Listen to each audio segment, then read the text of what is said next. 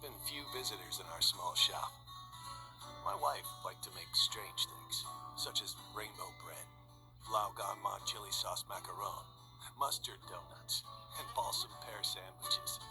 So, apart from the neighbors who bought normal goods in the shop sometimes, only some curious passers-by would come to have a try, and even fewer would come back again. But I never paid too much attention to the turnover. As long as she was happy, that was enough. However, recently a lad in a cab had visited our shop many times. His most common order was caviar, egg tarts, and durian meat floss bread. I didn't expect anyone would dare to try this combination of foods. After several visits, I found he looked like the brat on my wife's phone screensaver. I felt a little jealous and decided to launch an attack on him, which was the first time I took the initiative to talk to him. "Are you Kiro?" The lad was apparently surprised that I recognized him. He quickly lowered his cap and put his index finger on his mouth. He glanced around. "I really like the desserts here, so..." He must be kidding. I, a mature, middle-aged man, was regarded by him as his fanatic fan. I snorted disdainfully.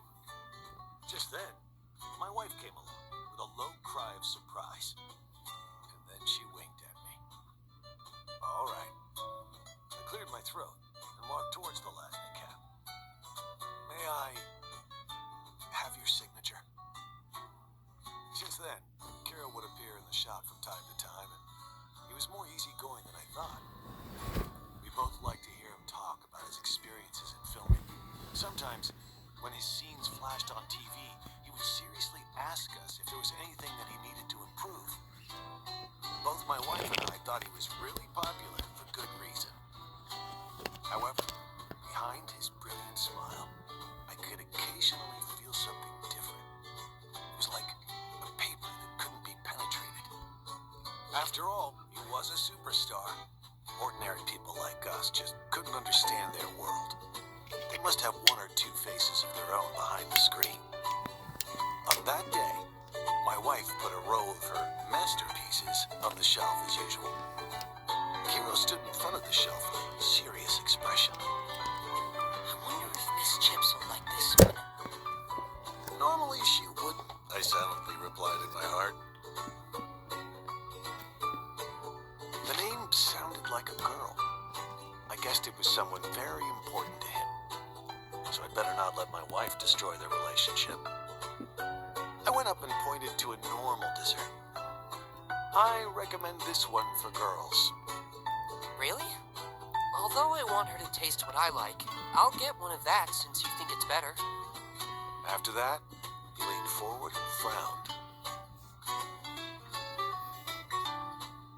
Well, what gift do you think would be better to surprise a girl? You come to the right person. I do have a lot of life experiences. The so-called surprise is to be unexpected. For example, on your anniversary, why do you have to give 99 roses? You can give her 99 French baguettes instead. As soon as I finished, the atmosphere became a little awkward. My wife came over from the counter smiling. Don't listen to him. It's a total waste of time. I just realized. Kiro pounded his lips. How did you make such a beautiful lady become your wife? I was not happy with that. Hold on, I have other ways. While I was talking, the brat across from me started to tease me along with my wife. It suddenly occurred to me that if I had a son, he would be around this age. He would talk to us about the girl he fell in love with as well. Maybe the fire of fatherhood was kindled in my heart. I couldn't help but extend an invite. Bring that girl here next time if you want. It seemed the city was not peaceful recently. The TV was full of worrying news. Just at this moment, Kiro announced that he quit acting. My wife lost the desire to make desserts and began to read the news on the internet. Of course, there was little result, and the official vague information made us all worried. After all, having spent so many days together, I thought we'd become friends. A few days later, he finally appeared, still sitting in his usual position, but he looked exhausted. My wife and I looked at each other and wondered where to start. I went up to him and asked, "Still caviar egg tarts and durian meat floss bread?" A trace of surprise flashed in his eyes, and he soon smiled as usual. Yes, please. "Okay, you brat." I sat opposite him with a cup of coffee. He didn't say anything. Neither did I. Encouragement between men needed no words. My wife came up with her latest dessert creation and asked Kiro to give her advice. I thought it would encourage her to make more creations. Delicious. Kiro kept praising the strange-shaped dessert with a grin, and my wife was very happy when she heard it. Hearing you say that makes me confident. Next week, I'll make more to let everyone have a taste. Well, I tasted it and intended to put forward some more constructive suggestions before things got worse. My wife glared at me. Do you think your opinion is more professional than Kiro's? That brat laughed louder. I guessed my shop would go bankrupt sooner or later, but that wouldn't be a bad thing. The dark clouds outside seemed to have dispersed. Looking at the two people flattering each other in front of me, I gave up struggling and smiled. This time when he left, I went out with him. "You can come to eat here anytime." I lit a cigarette to show I understood the vicissitudes of life as an adult. My wife leaned against the door and looked at him with a smile. He tried to smile, but it turned out to be ugly. The kids always acted like that. I understood. I will. I believed he would keep a man's promise. But I also had a strange feeling that he might not come again. My hunch was right. A few months had passed, and Kiro never appeared. My wife's masterpieces became unpopular again. I told her only the two of them had such strange tastes. That brat. I was about to close the shop when I noticed a girl looking through the glass. Excuse me, are you still open? The girl asked politely. I calculated today's turnover in my mind and sighed softly. Curious girl, would you save my wife's self-confidence again? Thank you. Of course. Welcome.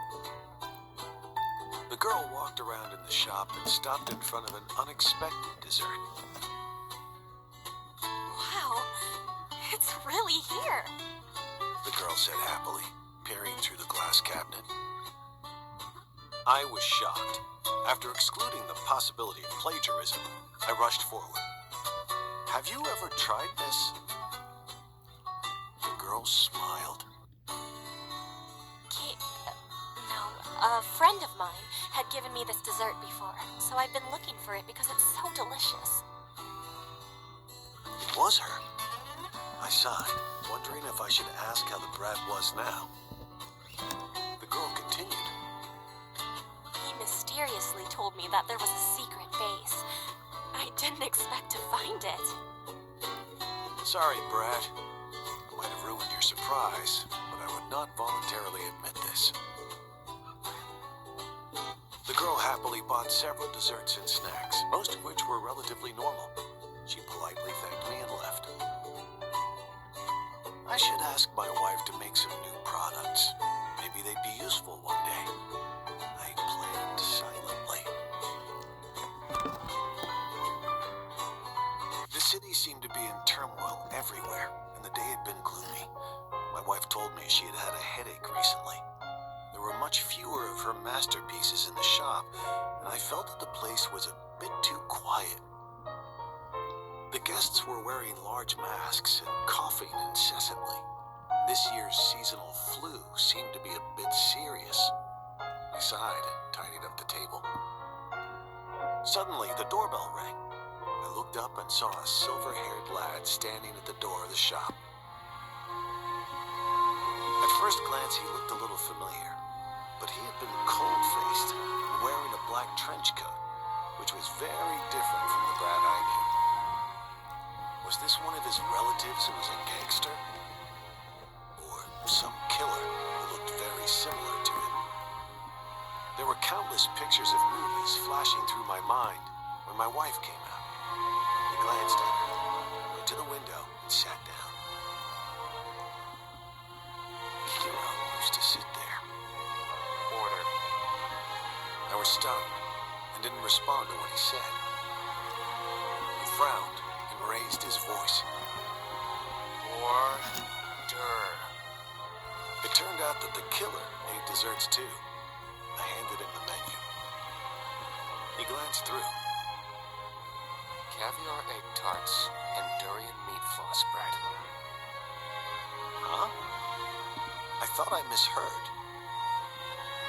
He didn't repeat himself, giving me a cold glance. It seemed I was considered deaf, but the combination was quite suspicious. Sorry, are you sure you want caviar egg tarts and durian meat floss bread? Yes. Still a concise answer. I secretly eyed that cold killer behind the counter and desisted from guessing. After all, no one would have such a sudden change in personality. My wife put the desserts on the table in front of him and added a new snack that Kiro tried before. She smiled as always. That's all for your order, and this is a giveaway. Hope you enjoy. The killer glanced at her with a nod and started to enjoy the special package, once exclusive to that lad. My wife gently put her index finger on her lips and hushed me no sooner than I tried to get the answer from her. Suddenly something occurred to me, yet it seemed just an illusion. I smiled and kissed her on the forehead. The killer, no, the silver-haired lad, didn't say a word until he left.